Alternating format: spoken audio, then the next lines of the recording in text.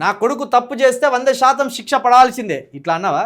చట్టం ఎవరికి చుట్టం కాదు, అందరికీ సమానమే. బండి సంజయ్ జనం కోసం ఆలోచించి నా కొడుకుకు నేను టైం ఇవ్వలేదు. అదే నేను చేసిన పొరపాటు, క్షమించండి. బండి సంజయ్ని గెలికారు. మీరు పెట్టిన నిప్పుతో అవినీతి కుటుంబ వ్యవస్థను దహనం చేస్తానని కామెంట్. ఎవరికి బెదిరింపులు? నాకు అర్థమైతే లేదు. ఎవరికి నీ బెదిరింపులు? నీ కొడుకును సక్క చూసుకోక మళ్ళీ మందిని బెదిరియాలని చూస్తే ఎట్లా? భయపడతారా బండి సంజయ్ గారు ఇట్లా బెదిరిస్తే?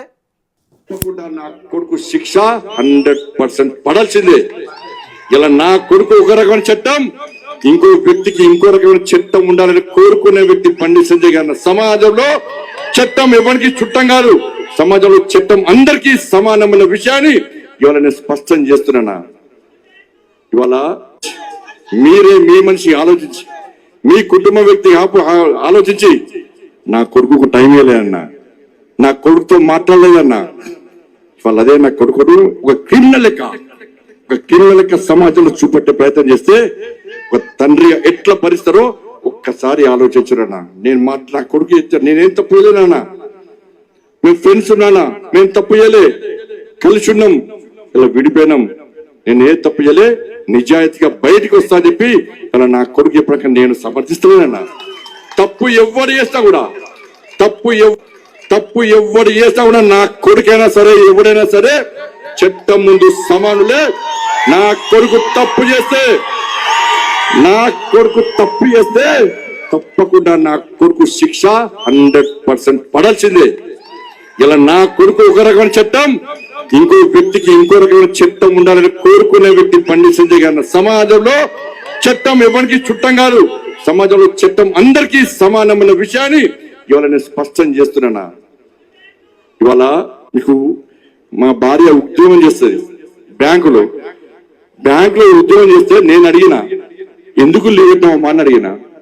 నేను బ్యాంకు పోతే నా బ్యాంకు కస్టమర్ గారికి కలకత్తాలో బ్యాంక్ వస్తున్నది, ఏదో సమస్య కోసం వస్తారు. అన్న అక్క వదినా ఇవాళ సంజయ్కి చెప్పన్నా, ఏదో పని మీద చేస్తే బ్యాంకులు బాగా డిస్టర్బ్ అవుతుందని చెప్పి లాస్ట్కు లీవ్ పెట్టి ఇంట్లో వస్తుంది అన్న.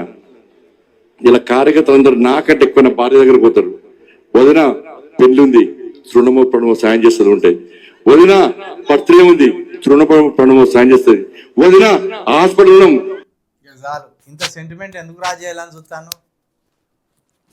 నీ ప్లేస్లో నేను ఉంటే ఇంకా మనిషికో ఇల్లు కట్టించుకుంటూ వస్తున్నాను కార్యకర్తలకు. ఎవ్వడు చేయనంటూ లోకం మీద కేంద్ర మంత్రి స్థాయిలో ఉన్నావు.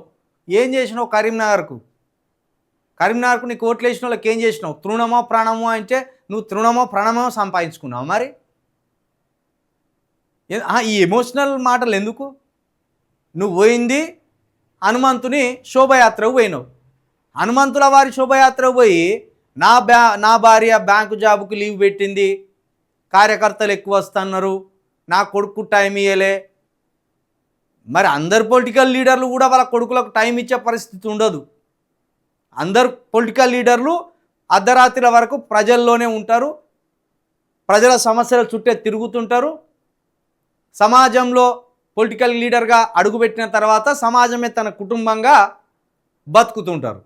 అట్లా బతుకుతుంటూనే ఇంట్లో ఏం జరుగుతుందో, ఇంట్లో మన పిల్లలు ఎట్లున్నారో చూసుకోవాలి.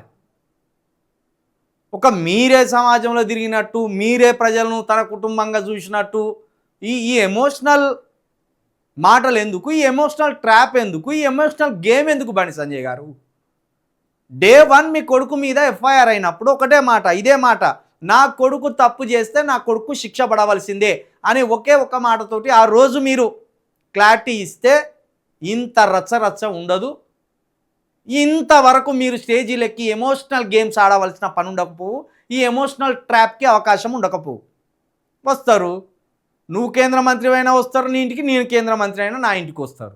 ఎవరు కేంద్ర మంత్రి అయినా ఆ ఇంటికి పోతారు ప్రజలు. ఎందుకంటే ఆపదలో ఉన్నవాళ్ళు, బాధలో ఉన్నవాళ్ళు, రూపాయి లేని వాళ్ళు, అరే మనోడు కదా, మన ఇంటి పక్కోడు కదా, మనూరోడు కదా, కేంద్ర మంత్రి అయింది కదా, ఓ పావులో రూపాయో నా బిడ్డ పెళ్ళికో, నా కొడుకు పెళ్ళికో, నా బిడ్డ చదువుకో, కొడుకు చదువుకో సాయం చేస్తానని ఆశతోడిపోతారు. గదా అని కూడా నువ్వు హనుమంతుని శోభయాత్రకు పోయి చెప్పుకున్నావంటే దీంట్లో నీ ఎమోషనల్ ట్రాప్ అర్థమైతే లేదా బండి సంజయ్ గారు?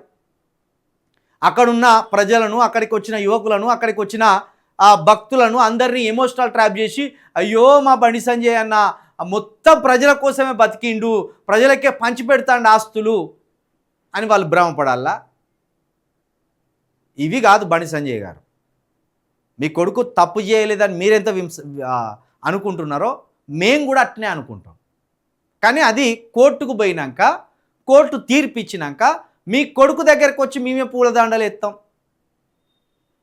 మీ కొడుకు అంటే మాకేం శత్రువా? ఈ సమాజానికి శత్రువా? నిజంగానే మీరు అన్నట్టు మీ కొడుకు మీద ఇదే మొదటిసారి నింద అయితే వేరు. మీ కొడుకు ఎన్నెన్ని అరాచకాలు చేసిందో స్వయంగా తెలంగాణ సమాజం చూసింది కదా. ఎంతమంది పిల్లలను కొట్టిండు, ఎంతమంది పిల్లలను హింసించిండు, ఎన్నిసార్లు కేసులో ఇరుక్కున్నాడు. ఈ కేసు కాకుండా దుండిగల్ కేసులో కూడా ఇరుక్కున్నాడు మీ కొడుకు. మీ కొడుకును గతంలో పోలీస్ స్టేషన్లకు తీసుకొచ్చి నిలబెట్టిన ఫోటోలు కూడా వచ్చినాయి. ఇది ఒక్కటి మొదటిసారిది కాదు కదా, ఇది మీ కొడుకుది. ఇది మొదటిసారిది అయితేనేమో అరే పాపం తెలియని పిల్లగానికి బండి సంజయ్ గారి మీద కుట్రతోటి ఇట్లా చేసిండ్లు అనుకును. మీ కొడుకు ఇవన్నీ ఫస్ట్ కాదు. ఇది ఎవరు మీ కొడుకు కాదా? ఈ Dundigal Cyberabad commissionerate, Dundigal police station ఇవన్నీ మీ కొడుకు కాదా? ఇది వేరే కేసు అట, ఇది వేరే కేసు. ఇలా వచ్చింది వీళ్ళ కొడుకు.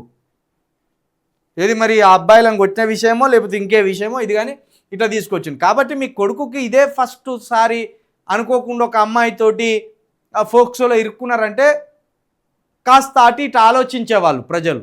కానీ మీ కొడుకు అదే విధంగా మీరు ఎప్పుడైతే ఎంపీ అయినలో మీరు ఎంపీ అయిన కంచెలో మీ కొడుకు ఇష్టానుసారంగా పెరిగిండు.